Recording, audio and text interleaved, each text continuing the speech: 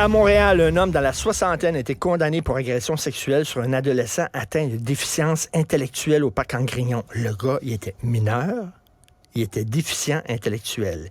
Eh bien, il va éviter la prison, cet homme-là, ce pédophile-là.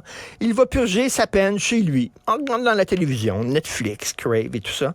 Alors, on va en parler avec M. Dave Blackburn, que vous connaissez bien, ancien commissaire à la Commission des libérations conditionnelles et doyen à l'Université du Québec en Outaouais. Bonjour, M. Blackburn. Bonjour, M. Martineau. Bon Écoutez, matin.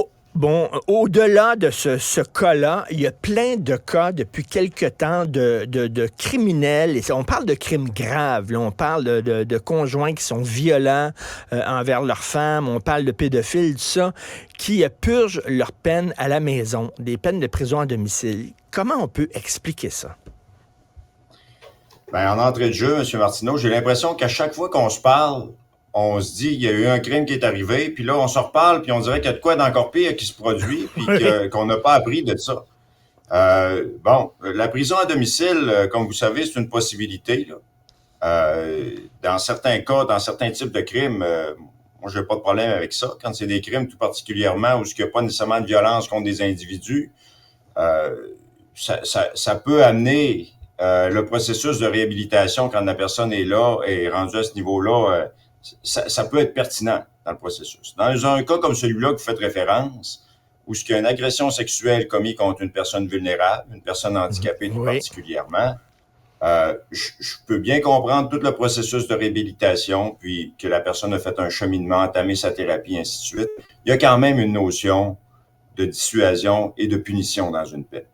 Exactement, M. Blackburn, je reviens toujours là-dessus, mais la fameuse statue qui représente le système de justice, qui représente la justice, elle a dans une main une balance, justement parce qu'elle est juste, et elle a dans l'autre main un glaive, parce qu'elle punit. Et on dirait qu'on pense rien qu'à la balance, puis on oublie le glaive. Oui, c'est l'inquiétude là-dedans. C'est que dans un crime comme ça, encore une fois, j'ai l'impression qu'on fait passer en deuxième lieu toute l'importance de ce crime-là sur la victime. Personne vulnérable, personne handicapée. Puis dans l'article de M. Nguyen, la mère fait bien état de tout ça. Ça ne sera jamais en mesure de savoir si le jeune a des impacts à vie sur ce crime-là. On peut facilement spéculer qu'il va en avoir parce qu'il était non consentant puis il voulait pas participer à ça. Mais en effet, l'aspect de punition là-dedans, moi, j'ai l'impression que c'est mis de côté. Confiné à son domicile, vous l'avez dit en entrée de jeu, on l'a tout été confiné pendant quelques mois, pendant la pandémie. Puis on est capable de s'organiser et de s'adapter, à avoir un fonctionnement puis un mode de vie qui répond à nos besoins. Là. Donc, moi, dans ce type de crime-là, j'ai énormément de réticence, même je peux comprendre tous les principes, puis je peux pas être contre ça. J'ai été commissaire aux commissions de libération conditionnelle, les principes de réhabilitation. Dans un cas comme ça, quand ça concerne des abus sexuels, moi, c'est la ligne plus dure, là. C'est-à-dire que la punition doit être aussi importante que les impacts du crime sur les victimes. Ben c'est ça, parce qu'il faut montrer, il faut dire, là, envoyer comme message, c'est un crime grave. Et d'ailleurs, récemment, il y a un juge qui avait dit, là, il faut considérer ça comme des crimes graves. Là. Des agressions sexuelles sur les enfants, c'est inacceptable. Je peux comprendre que, la personne a dit, j'ai suivi une thérapie, puis tout ça, la réhabilitation, mais il y a aussi la punition. Qu'est-ce qu'on envoie comme message à la population quand un homme a agressé un mineur qui avait été déficient intellectuellement puis qui a une peine bonbon comme ça? C'est quoi le message qu'on envoie? C'est la question de base de tout le système criminel puis le système de justice pénale. Il y a un aspect de dissuasion là-dedans puis de la confiance du public envers ce système-là. Moi, l'impression que ça me donne, c'est que c'est pas très, très dissuasif pour celui-là qui voudrait faire ce type de crime-là ou même d'autres types dans cette famille-là. Là. Puis malheureusement, ça, moi, je l'ai vu comme commissaire. Souvent, les peines sont pas très élevées pour des actes aussi importants que ça, des crimes sexuels contre des enfants, qui les marquent à vie, qui marquent leur développement, leur famille, qui marquent au fer rouge là pour le reste de leur existence. Donc, il semble qu'il devrait avoir cette note. est-ce que vous êtes pour qu'il y ait des peines minimales, qu'il y aurait des peines minimales? C'est-à-dire qu'on peut pas descendre en bas de tel plancher, là, parce qu'à un moment donné, avec des crimes graves comme ça, là, est-ce que vous en pensez quoi, ça? Moi, dans le cas des comportements sexuels déviants contre des enfants, moi, je pense qu'il doit y avoir un plancher, là, Oui. parce que, oublions pas, là, cet homme-là, là, qui a 65 ans, qui décide de passer aux actes, là, il est pas sous un soir, puis il décide de faire un geste irréfléchi, là. Là, il est assis dans un parc, il passe à l'acte. Il a le temps d'avoir la conscience, il a le temps de réfléchir à ses affaires, il passe à l'acte. Donc, oui, une thérapie, oui, être pris en prendre conscience, avoir des remords, ça fait partie d'un processus thérapeutique. Mais c'est du long terme, cela, là. C'est généralement un travail qui va se faire sur plusieurs années, sinon une vie au complet. Donc, il y aura le temps de mettre tout ça en place, aller suivre des programmes. Moi, je pense que ça prend un plancher, tout particulièrement des crimes sexuels, puis encore pire contre des personnes vulnérables, dont les enfants. Je veux pas vous amener sur le terrain, je veux pas vous amener sur le terrain politique, mais quand même, on dirait qu'on a l'impression qu'il y a de plus en plus de peines comme ça à purger à la maison avec le gouvernement Trudeau. Il a enlevé les peines minimales pour certains crimes graves, hein? Ouais.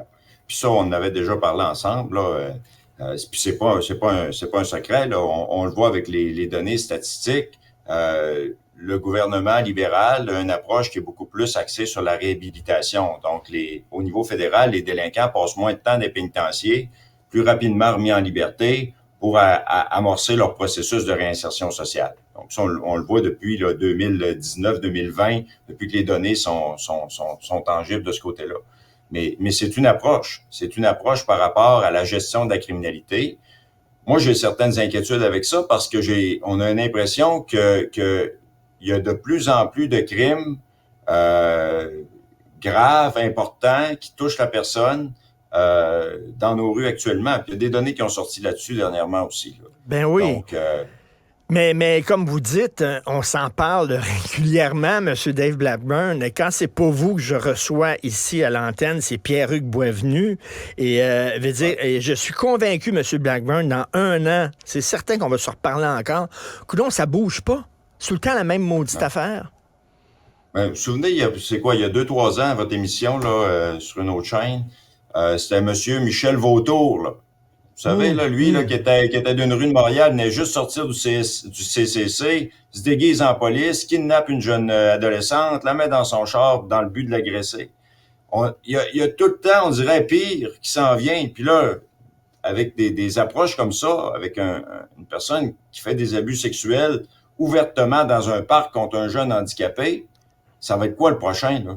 En fin de semaine, là, juste donner une idée, en fin de semaine, là, moi, je reste dans un quartier très tranquille à Gatineau. Et très tranquille. C'est la première fois qu'on a un crime avec une arme blanche en fin de semaine, quelqu'un qui s'est fait poignarder dans un parc où ce que mes enfants vont jouer toutes les fins de semaine avec leurs amis. Donc, on est rendu, là, c'est inquiétant ce qui se passe, je pense, dans nos communautés actuellement.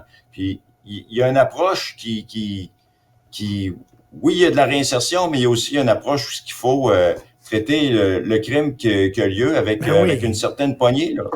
Yves Thériault, qui avait écrit le livre il y a plusieurs années, Tout le monde dehors, sur les libérations conditionnelles, j'ai parlé récemment, puis il me dit, je pense que je vais écrire la 2e partie, parce que ça n'a pas changé.